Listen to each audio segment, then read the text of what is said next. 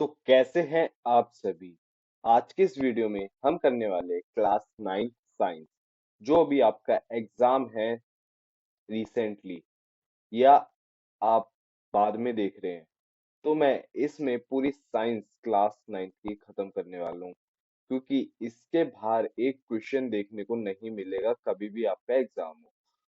तो मैं कहूंगा कि पूरी वीडियो के एंड तक जरूर बने और हमारे इस चैनल को सब्सक्राइब करें, क्योंकि ये आपके सेल्फ ग्रोथ और मेंटली हेल्थ, मतलब फाइनेंशियल वगैरह हर जगह हेल्प करेगा।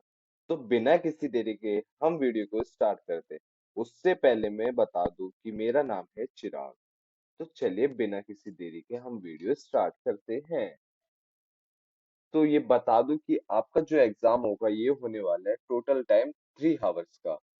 देन इसके बाद होगा ये 80 मार्क्स का। ये बेसिक नॉलेज है, ये आप सभी को पता होगी।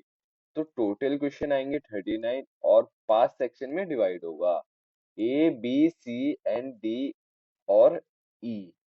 ठीक है, ये 5 सेक्शन में डिवाइड होगा। तो सेक्शन ए है जो ये पूरा रहेगा एमसीक्यू बेस्ड। जैसे कि आपको इस स्क्रीन पे दिख पा रहा है लेफ्ट हैंड साइड, तो जैसे एमसीक्यू दे रखा है, देन इसके बाद इसका आंसर देखिए कि इसका आंसर क्या है। तो आंसर जैसे कि ये आंसर है इसका, वेट,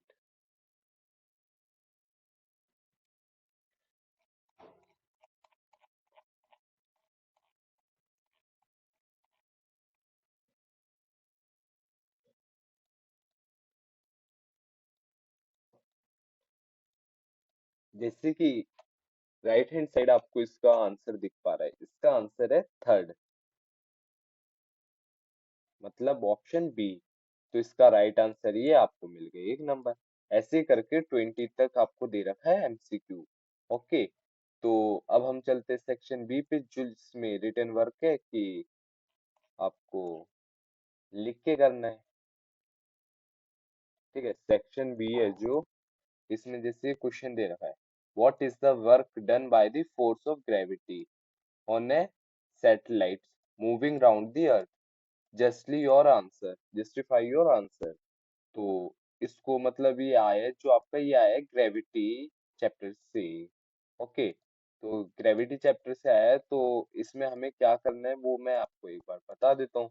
जैसे कि आपको दिख पा रहा है कि इसने पहले तो उसको डिस्क्राइब करा कि कौन सा ठीक है। ठीक है, पहले इसको यहाँ पे डिस्क्राइब करा, देन इसके बाद जो नंबर्स वगैरह है, satellite earth on the satellite direct of the motion of satellite perpendicular to each other, ऐसे करके इसने एक्सप्लेन कर दिया। लेकिन अगर 2 नंबर का है तो 3 से 4 लाइन में जरूर एक्सप्लेन करना। ठीक है, तो जो अपना सेकंड क्वेश्चन है, why do substance undergo change in physical state. तो इसको मतलब इसने 2 लाइन में एक्सप्लेन कर दिया। तो मैं आपको एक बार बताता हूँ कि अगर आपको आंसर शॉर्ट में लिखना है लेकिन एक्यूरेट कैसे लिखे। Substance undergo change in physical state because both interparticle space and interparticle force can be changed by changing the condition of temperature and pressure। तो मतलब एक बार आप खुद ही देखिए कि इसने एक्सप्लेन कितने आराम से किया है। तो टीचर को भी ये जल्दी समझ आएगा, तो टीचर इसमें आपको पूरे मार्क्स देने के चांस रखेगा। ठीक है, तो अब हम चलते हैं एक बार नेक्स्ट क्वेश्चन पे, जो हमारा क्वेश्चन नंबर है 23। तो 23 जो क्वेश्चन है हमारा, y vertically jack in the given static transverse waves forms given 3 examples of the waves. मतलब इसमें 3 एग्जांपल्स देने हैं आपको वेव्स के। तो जैसे इसने यहाँ पे 3 एग्जांपल दे दिए, देन खत्म, फर्स्ट पॉइंट करके सेकंड एंड थर्ड करके इसने एग्जांपल दी। तो टीचर को हाईलाइट अलग ही समझ आ गई। तो ऐसे करके आपका 26 तक आपको देखने को मिलेगा सेक्शन बी। तो अपन चलते हैं अब सेक्शन सी पे, जो है draw a curve showing, draw a curve showing density of pressure verticals. एक डेंसिटी का वो बनाना है आपको, प्रोड्यूस बाय साउंड, कि एक डेंसिटी है तो साउंड कैसे जाती है। तो ऐसे ऐसे ऐसे ऐसे। ठीक है, कॉम्प्लेक्स रिफ्रैक्शन डिस्टेंस आपने ये पढ़ ही रखा होगा, तो एक बार आप इसको यहाँ पे पढ़ लेना, नहीं तो वीडियो बहुत लंबी हो जाएगी। ठीक है। और composition of the nuclei of two atomic species X and Y are given as under, तो प्रोटॉन न्यूट्रॉन 6668। ठीक है।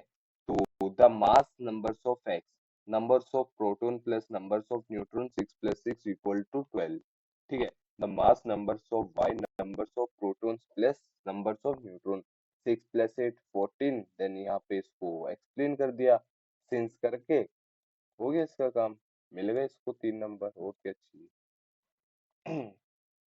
Draw the paragraph of uniform relations, position time graph, velocity, acceleration time graph. ठीक है। तो यहाँ पे आप देख पा रहे हैं कि 3 ग्राफ में इसको बनाया है, जैसे पोजीशन है जो एक ग्राफ बना के, ये पोजीशन है अपना। ठीक है। अब जो अपना वेलोसिटी, ये वेलोसिटी हो गई अपनी। ठीक है। और एक्सेलरेशन है जो, वो ये ऐसे, ये लाइन थोड़ी सी नीचे तक, देन, लेकिन ये ध्यान रखना, एक एरो ऊपर से ये point,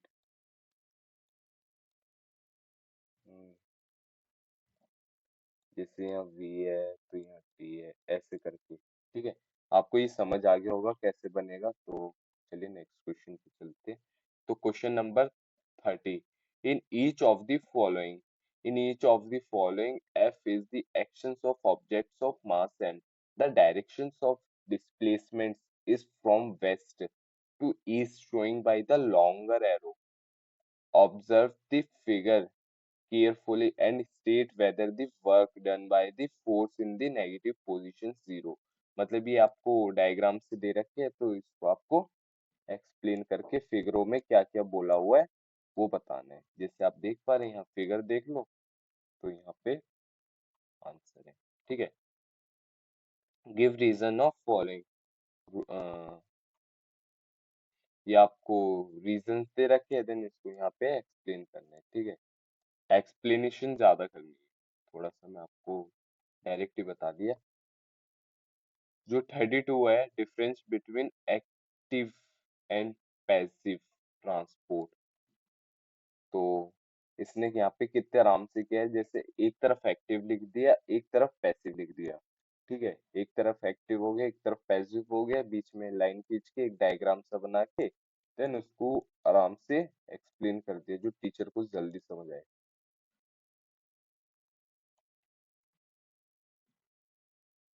eight some moment two giants planets Jupiters वगैरह वगैरह, ऐसे करके ये आ गया आपका लॉन्ग क्वेश्चन। अब तो जैसे आप यहाँ पे देख पा रहे हैं, यहाँ पे इसने कैसे एक्सप्लेन करा है इसको, सेक्शन डी है तो लॉन्ग क्वेश्चन है इसमें, कुछ इस तरह से, ये सेक्शन डी है पूरा। ठीक है। जो अपना आता है 35th, what are the cell organelles, right the name of different cell organelles. तो मतलब इसमें ये जो आया है क्वेश्चन, ये आया है सेल चैप्टर से। ठीक है। डायरेक्ट हमें नाम पढ़ के ही पता लग रहा है, तो सेल चैप्टर से, तो इसने एक लाइन में पहले सेल को एक्सप्लेन कर दिया, तो फिर इसको mitochondria, endoplasmic reticulums, Golgi, protease, lysosomes, ribosomes, vacuole, ऐसे करके इसने एक्सप्लेन कर दिया। ठीक है। तो हो गया इसका काम। और नाम लिखने के बाद एक एक वर्ड्स में एक्सप्लेन कर दिया, जैसे mitochondria, it produce energy, endoplasmic reticulum synthesise lipid and protein. ठीक है। 36, distinguish among the true solution, suspicious and colloids in a tabular from under the following head। ये 3 पॉइंट्स दे रखे हैं, तो ये 3 पॉइंट्स दे रखे हैं, तो यहाँ पे क्या बोला है, सॉल्यूशन, सस्पेंशन, कॉलॉइड। तो इसने यहाँ पे क्या किया, ऐसे नाम लिख के देन इसको एक्सप्लेन कर दिया।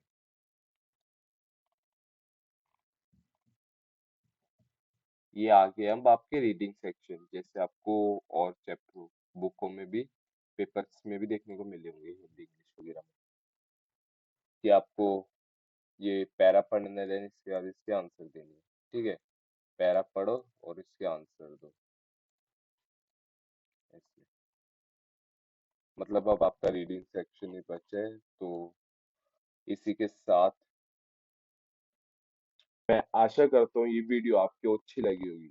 अच्छी लगी है तो एक लाइक एंड एक सब्सक्राइब जरूर करना, ऐसी ही और अमेजिंग वीडियो के लिए।